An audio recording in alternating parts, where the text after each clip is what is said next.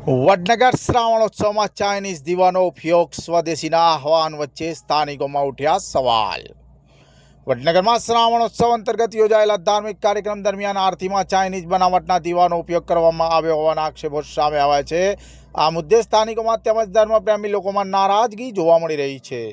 એક તરફ દેશના વડાપ્રધાન નરેન્દ્રભાઈ મોદી દ્વારા વોકલ ફોર લોકલ અને સ્વદેશી વસ્તુઓ અપનાવવાનો સતત આગ્રહ કરવામાં આવે છે, ત્યારે બીજી તરફ વડનગર જેવા ઐતિહાસિક અને સાંસ્કૃતિક શહેરમાં યોજાયેલા ધાર્મિક કાર્યક્રમમાં વિદેશી બનાવટના દીવાનો ઉપયોગ થયો હોવાના આક્ષેપે અનેક સવાલો ઊભા કર્યા છે।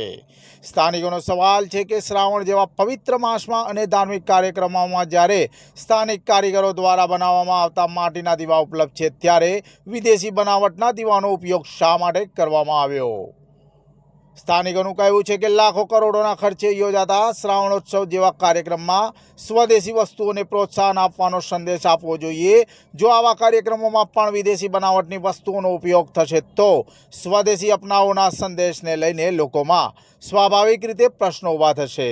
હવે સવાલ એ છે કે શું શ્રાવણોત્સવ જેવા ધાર્મિક અને સાંસ્કૃતિક કાર્યક્રમોમાં સ્વદેશીને પ્રાથમિકતા આપવામાં આવશે? ચાઇનીઝ દીવાનો ઉપયોગ ખરેખર થયો હતો તો તેની જવાબદારી કોની? અને કાર્યક્રમના આયોજકો દ્વારા આ અંગે કોઈ સ્પષ્ટતા કરવામાં આવશે કે નહીં? આ સમગ્ર મામલે આયોજકો અને સંબંધિત તંત્રનો સત્તાવાર પક્ષ સામે આવે બાદ જ હકીકત વધુ સ્પષ્ટ થઈ શકશે।